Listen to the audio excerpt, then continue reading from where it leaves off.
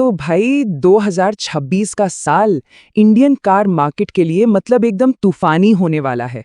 ऐसा लग रहा है जैसे गाड़ियों की बाढ़ सी आ गई है। हर सेगमेंट में हर महीने कुछ ना कुछ नया आ रहा है, एक से बढ़कर एक। तो चलिए आज इसी पर बात करते हैं और देखते हैं कि कौन कौन सी गाड़ियां सड़कों पर तहलका मचाने के लिए तैयार हैं। मतलब लिस्ट इतनी लंबी है कि समझ नहीं आता शुरू कहां से करें। तो एक काम करते हैं, सबसे पहले उन गाड़ियों की बात करते हैं जो बस दरवाजे पर खड़ी हैं, मतलब जो ठीक इसी महीने लॉन्च होने वाली हैं। हाँ, तो सबसे पहले एकदम कंफर्म्ड न्यूज़, वो गाड़ियां जो फरवरी 2026 में लॉन्च हो ही रही हैं। चलिए देखते हैं कि इस महीने शोरूम्स में क्या नया आने वाला है। तो लिस्ट में सबसे पहला नाम है एमजी का, और क्या नाम है, एम जेस्टर। ये एक बहुत बड़ी मतलब डी प्लस एसयूवी सेगमेंट की गाड़ी है जो मार्केट में सीधे सीधे तहलका मचाने के इरादे से आ रही है। और देखिए, ये सिर्फ साइज में ही बड़ी नहीं है, इसके अंदर जो तामझाम और फीचर्स है ना, वो भी उतने ही जबरदस्त हैं। अच्छा, अब जरा इसके फीचर्स पर नजर डालिए। इंजन और ट्रांसमिशन तो ठीक है, लेकिन जो असली चीज है वो है इसकी ऑफ रोडिंग कैपेबिलिटी। इसमें है triple locking differential, front, centre और रियर।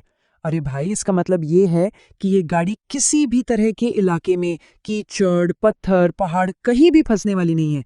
इस सेगमेंट की गाड़ी में ये फीचर देना ये बहुत बड़ी बात है। मतलब ये एक प्रॉपर सीरियस ऑफ रोडर है। चलो अब अगली गाड़ी की तरफ बढ़ते हैं। ये है निसान ग्राइट। ये सब 4 मीटर एमपीवी स्पेस में आ रही है, जहां पहले से ही काफी भीड़ है। और हाँ, ये असल में रेनो ट्राइबर पर ही बेस्ड है, लेकिन निसान ने इसे अपना एक अलग ही लुक और फील देने की कोशिश की है। तो इसमें बाहर से आपको नई ग्रिल और लाइट्स मिलेंगी, और अंदर भी नया डैशबोर्ड है, बड़ी स्क्रीन है, वायरलेस कनेक्टिविटी भी है, सब कुछ मॉडर्न है। लेकिन कहानी में एक ट्विस्ट है, और वो है इसका इंजन। और सच कहूं तो यही सबसे बड़ी चिंता की बात भी है।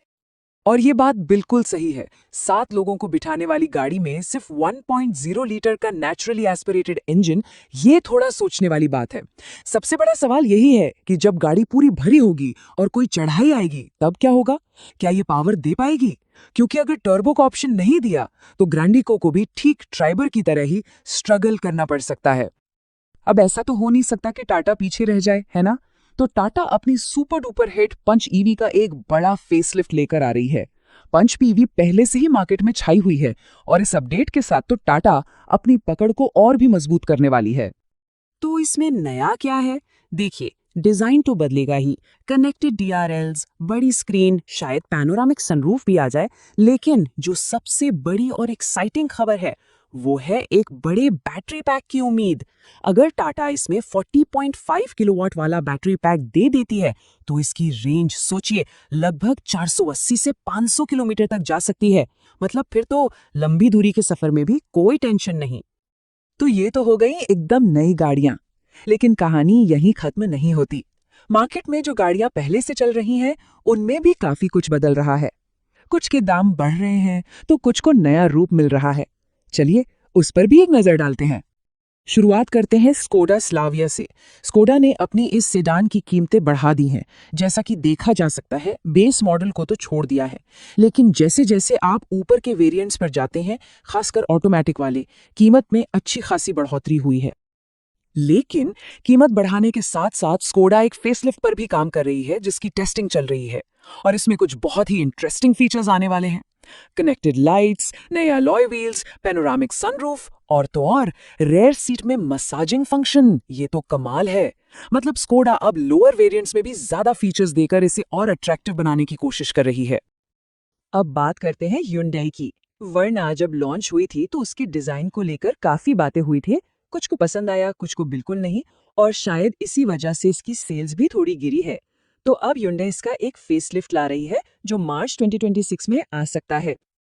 और वरना के लिए ये फेसलिफ्ट बहुत जरूरी है। देखिए, सेफ्टी के मामले में गाड़ी टॉप क्लास है, एडीएस है, 5 स्टार रेटिंग है, कोई कमी नहीं है। लेकिन फिर भी जब सेल्स की बात आती है तो वोक्सवैगन वर्टिस, जो अपने सिंपल और एलिगेंट लुक के लिए जानी जाती है, वो बाजी मार रही है। वर्टिस इस सेगमेंट की किंग बनी हुई है। चलिए अब सेडान से निकलकर उस सेगमेंट में चलते हैं जिसका इंडिया में बोलबाला है, एसयूवीज। हर कोई एसयूवी खरीदना चाहता है और आने वाले टाइम में तो एसयूवीज का ये हमला और भी खतरनाक होने वाला है। रेनो और निसान का प्लान तो बिल्कुल क्रिस्टल क्लियर है। इनकी स्ट्रैटेजी के 3 स्टेप्स हैं। पहले आएगी 5 सीटर डस्टर, फिर उसी का 7 सीटर वर्जन, और फिर सबसे आखिर में आएगा असली धमाका, एक मिनी डस्टर जो सीधे सीधे ब्रेजा और नेक्सन के मार्केट में उतरेगी। और रुकिए, लिस्ट अभी खत्म नहीं हुई है। Hyundai अपनी 3rd जनरेशन क्रेटा पर काम कर रही है, जो और भी बड़ी और प्रीमियम होगी और शायद हाइब्रिड इंजन के साथ आए। निसान भी किक्स को रिप्लेस करने के लिए टेक 10 नाम की एक नई एसयूवी ला रही है। लेकिन जो सबसे बड़ी खबर है वो है टोयोटा की तरफ से। 2027 में आ रही है लैंड क्रूजर FJ, और ये इंडिया में बनेगी। जी हाँ, भारत इस ग्लोबल मॉडल के लिए मैन्युफैक्चरिंग हब होगा। ये वाकई में इंडियन ऑटो इंडस्ट्री के लिए एक बहुत बड़ा मोमेंट है। और Hyundai सिर्फ क्रेटा पर ही नहीं रुकी है, वो एक बिल्कुल नई बॉक्सी डिजाइन वाली इलेक्ट्रिक एसयूवी भी बना रही है। और इसकी सबसे खास बात यह है कि इसे यहीं इंडिया में इंडियन टेस्ट के हिसाब से डिजाइन किया जाएगा और फिर पूरी दुनिया में एक्सपोर्ट किया जाएगा। ये है मेक इन इंडिया का असली कमाल। तो इतनी सारी गाड़ियां आ रही हैं, ईवी सस्ती हो रही हैं, एसयूवीज और बड़ी होती जा रही हैं और सिडान भी हार मानने को तैयार नहीं है।